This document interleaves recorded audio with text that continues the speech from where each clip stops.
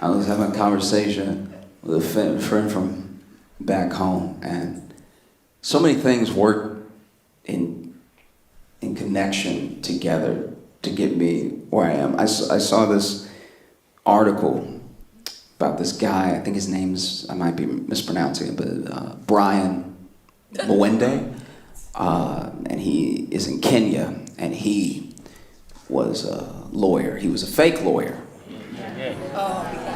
And he won 26 cases straight.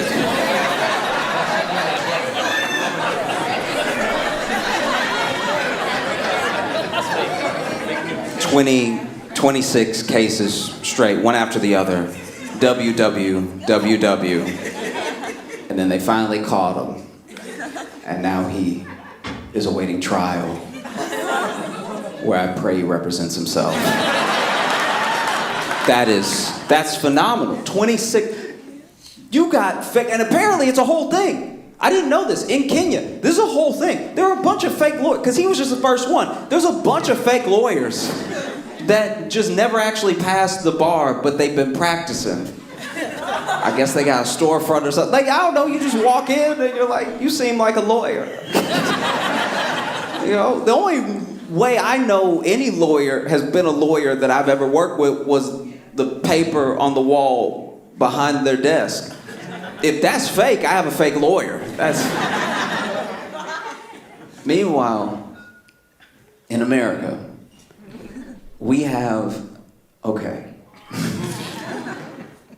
So my friend from back home that I worked with, we used to work together, and he wasn't always on the right path, right? So he used to be involved in some gang shit and everything.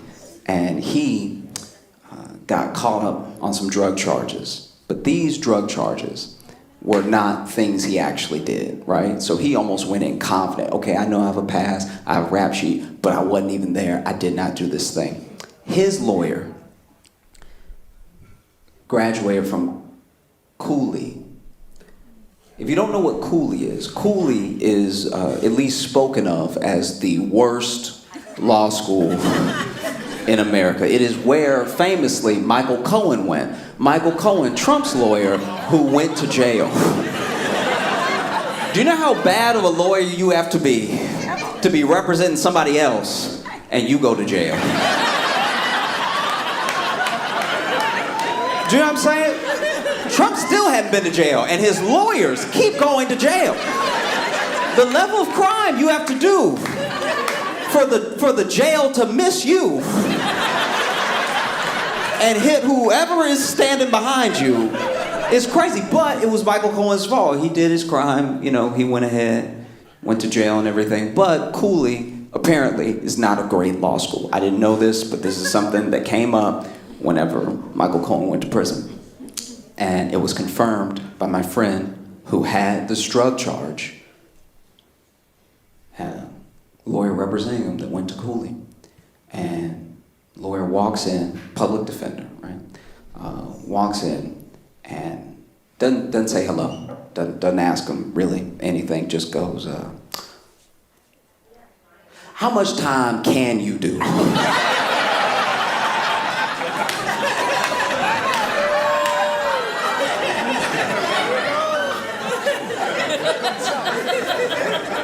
And he was like, I shouldn't do any time. I wasn't there. I did. And the lawyer cut him off. Fuck all that, all right? How much can you handle? Like, in your spirit, how much time can you do? I just don't want to see you broken. You know, you're a young man. We might be able to get... And he's like, have you talked to the prosecution already? He's like, no, I haven't talked to him, but I heard he good, okay? It's like, did he offer a deal or something? Ain't no deal right now, man. Just answer my question. So they end up going to trial, right? And during the trial, there's just a random day that his lawyer and the prosecution get called up by the judge, come see me in my chambers, right? Full, like, Law and Order. And then they're gone for like 8 minutes. And when the door opens, he sees his lawyer, the Cooley graduate, walking out in handcuffs. doesn't even know what this dude did, but he leaned over to him as he was getting walked out and was like, I did my best.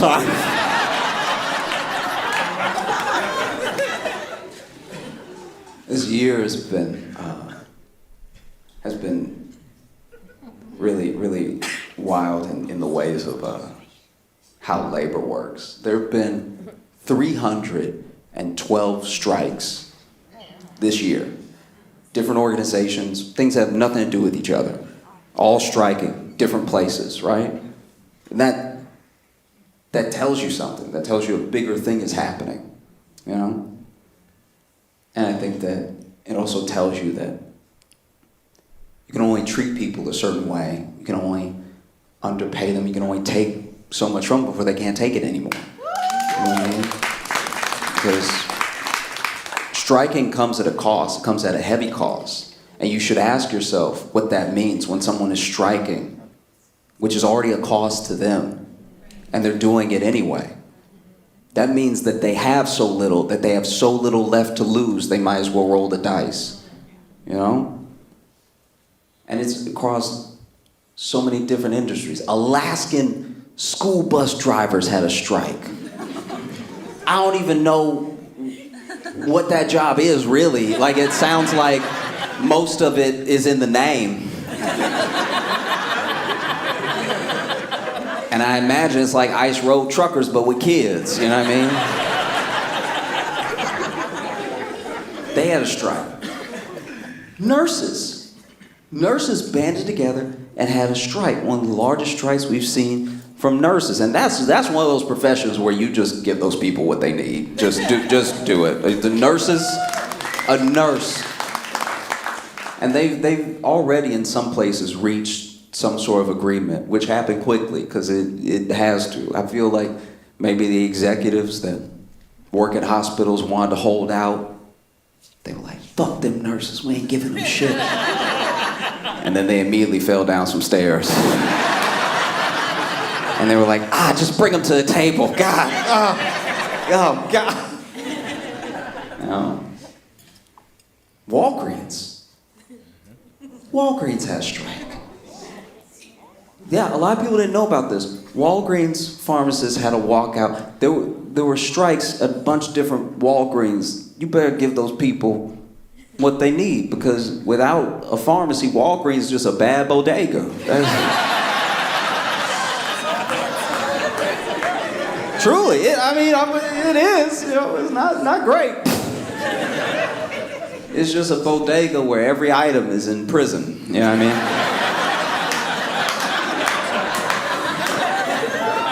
That is truly devastating. I hate that so much, because then you go to a Walgreens, you go to a CVS, you got to hit the button. Now you got to wait.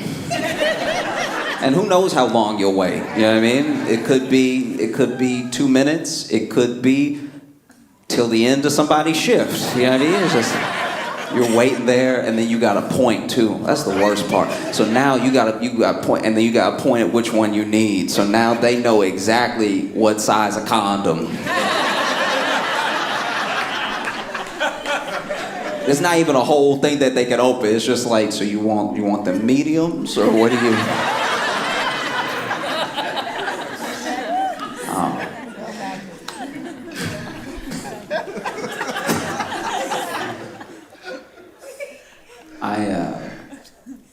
I've been thinking about this a lot.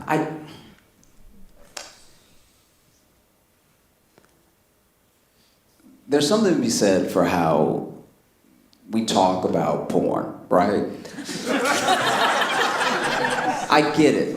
Porn gives men unrealistic expectations, but I think it gives everybody unrealistic expectations of sex, because porn makes men think as soon as they touch you with their penis, you're gonna freak out.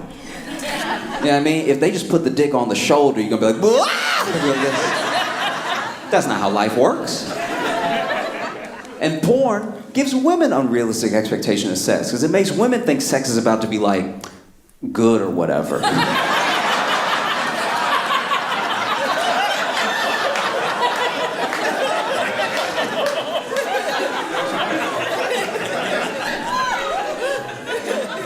But the thing that's really important to remember, the thing that keeps me grounded as a person, is that I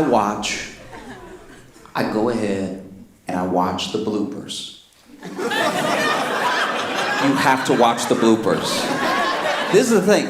When you watch porn, one of the reasons people have unrealistic expectations is because they forget that when you watch porn, you're watching an edit. You know what I mean? Those are very sexy people who have sex for a living, but they're also doing the best of clips right now. They're not showing you everything. When you watch the bloopers, you realize even porn stars, they get down like us. There's a lot getting puffed out. There's a lot of just like lots of things that humanize the experience. You know?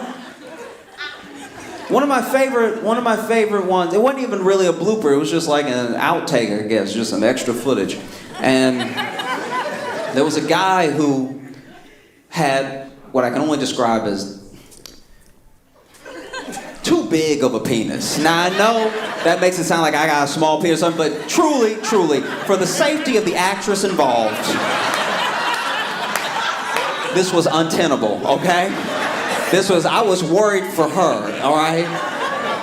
So anyway, they're going at it, and they're making all the noises you'd expect. It's him going, oh, him like, ah, like just a non-stop of that. And then out of nowhere, this man stopped, walked away, walked over to the crabs table, and grabbed a Snickers and started eating. And I was like, you know what? Yes, we need to incorporate more snack breaks into sex.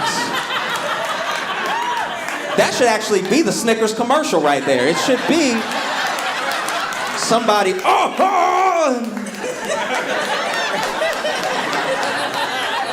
These are both good. I like them both. You know? One of my favorite bloopers though was this. There was once again a guy, very well endowed, going at it, just really giving it his all, putting all of his creative energy into the scene, okay? And then he's like really like, all this stuff like that, and then he clearly catches a Charlie horse. And I looked like the DiCaprio meme for a second. I was like, yeah, me too, I do that all the time. We should really stretch before we get, wow. And then my man is over there, and you can see him trying to push through it, just like,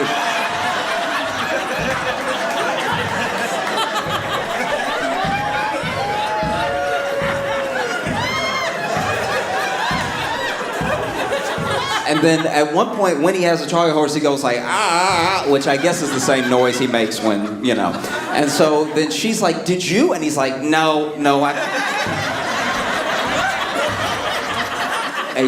so then the actress sits down and you see her from the front for the first time, and it is funny because she's not looking at the camera, but the camera's still rolling, and he over here limping, trying to stomp it out, and she just goes,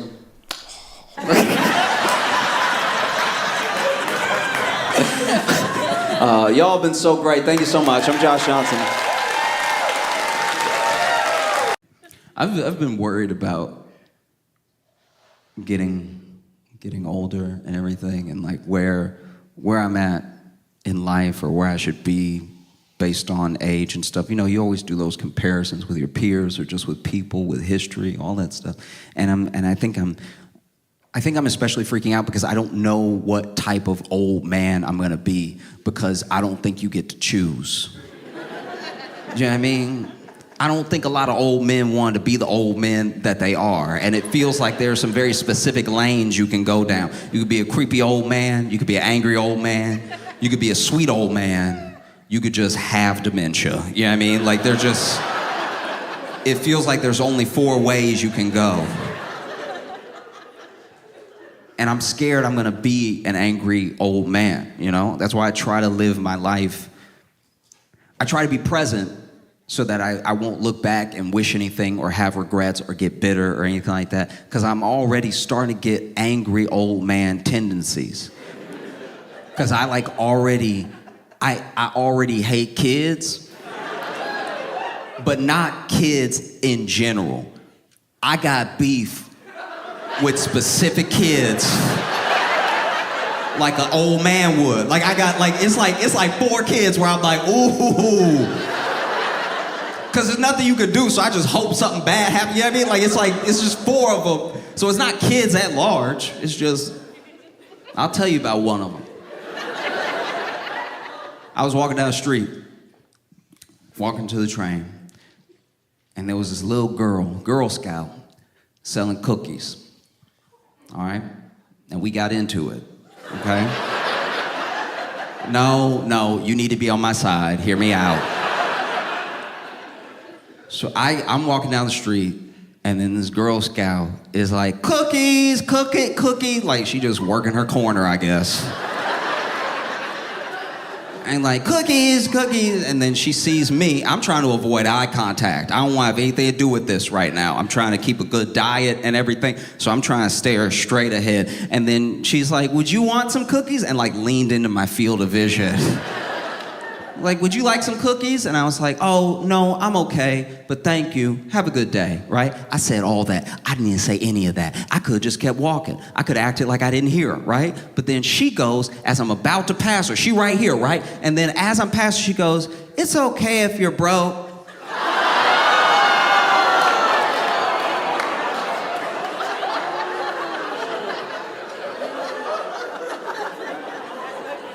What? Who talks like that? That's insane. That's so crazy. And so I stopped, and I should have stopped, but I stopped. I was like, what did you say? And she was like, it's okay if you're broke. She said it louder the second time. And I was like, where is an adult? This is crazy, but now what do you do? Because I'm like, I'm the grown man. There's nothing that I can do, you know? I can't just be out here yelling. I can't be a grown black man out here yelling at a child holding cookies. Fox would have a fucking field day if there's a picture of me yelling and she's holding the cookies up. So I hit her with everything I could. I was like, Santa ain't real. Tooth Fairy not real. And she just stone cold stared me in my face. It was like, and you don't have any real money. It's like, what do you do? What do you do? There's nothing that you could do in this moment. So I was like, okay, I'm gonna go home and I'm gonna pray. I'm gonna go home and pray that you stay the same size your whole life. That's all I can do. There was a time in my life where I don't know why. Maybe it was like a Keeping Up with the Joneses thing or something, but I wanted AirPods so badly. I don't even know why I wanted them. They're not better than the corded. It's all hype. But I wanted them, but I didn't feel like I could afford them. I felt like it'd be too much to spend on some AirPods, right? So I just shut down those desires. I saved up my money. I was like, I'm gonna spend my money on something that's not gonna pass away. I'm gonna make sure that I spend my money on something that's gonna give me a lot of joy. So I spent it on a trip to Mexico, right? And while I was in Mexico, I saw a knockoff pair of AirPods that were so cheap, but they weren't just cheap by like the exchange rate. They were cheap in pesos. They were so cheap, I thought they might be toys, but I was like, let me roll the dice, because I have money to blow now, right?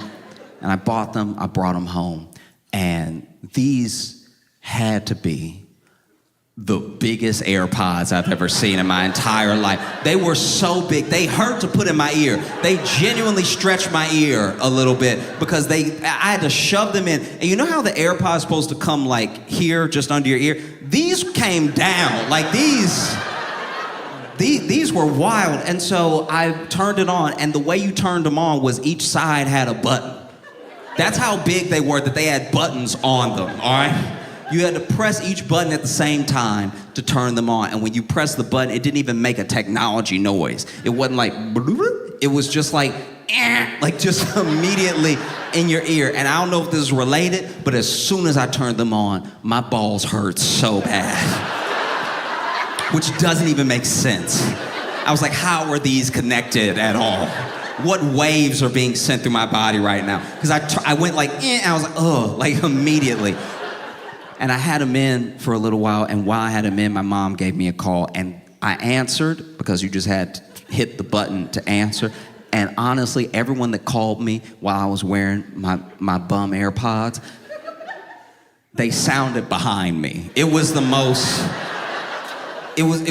unsettling. Like, I answered if I was like, hey, mom, and she's like, hey, how you doing? I was like, oh. I tried for 2 weeks to wear them, you know, because I was like, if I go ahead and wear them every day, they won't hurt as much anymore and everything. And then finally, I gave it up. I was like, these are not worth it. I put them back in the box. I put them in the closet. And I saved up my money, and I just went ahead and bought some regular AirPods, right? But my ear's like a little too loose now for the standard Airs. Like, my right got tight again, but my left, like, my ear ussy is like not snapping back at all. It's like, and then if I even yawn, they fall out. Like, it's just, it's hanging on by a thread.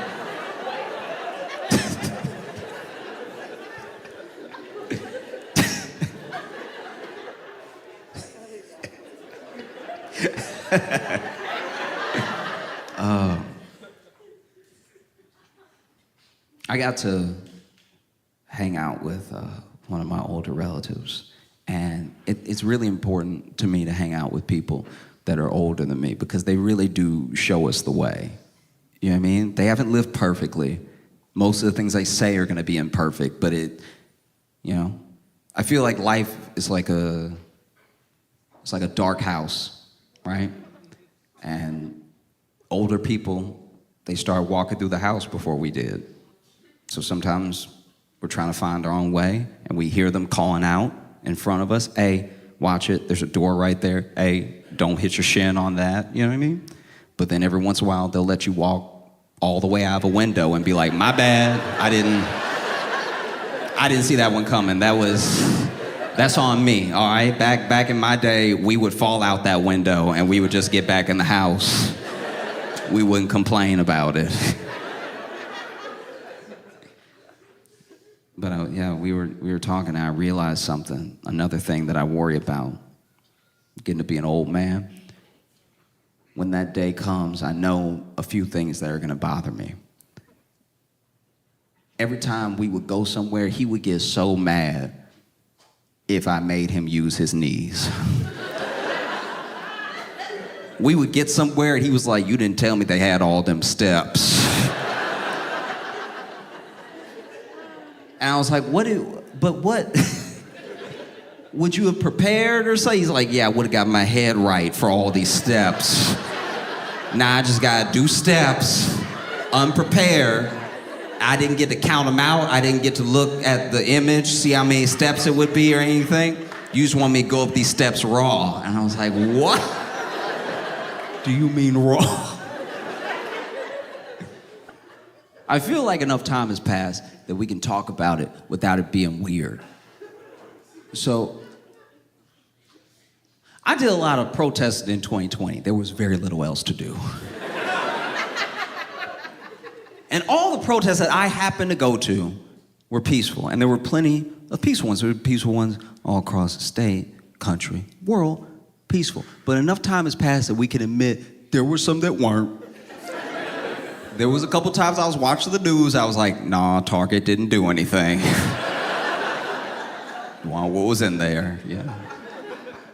And I was having this conversation with a friend, and he told me that he also went to a protest, and he admitted to me that when this protest just happened, it was like out of nowhere. At one point, he was like protesting with the people, and then he saw people starting to run, and then everybody was running, and then somebody threw something, and then it was a riot. It was like a riot around him. And he admitted to me that when it turned into a riot that he looted, right? And it's weird, because you're never on the phone with a looter. Yeah, I mean, you always see him on TV, they like stock footage and stuff like that. You never like having a conversation. Because he told me, I was like, why the fuck you telling this on my phone? What are you doing right now? What's wrong with you? And I was so torn about it, you know what I mean? Because a part of me, all he looted was a rabbit. Nah, I'll explain. Basically, this shit kicked off into a riot, and then this man ran into a PetSmart I'm pretty sure was open. Grabbed a rabbit and ran out. And I was so torn about it, because a part of me was like, why would you loot? What's wrong with you? That's not the point. And then another part of me was like, you couldn't grab someone with some street value or something like that? That's crazy. Because he didn't get a good rabbit. This rabbit been sick since he got it, all right? He been in and out of the vet 3 years off this rabbit. This man lured himself $7,000 into rabbit medical debt. It's absolutely crazy. Look, Chicago, y'all been too good. Thank you so much. Thank you from the bottom of my heart. I appreciate you.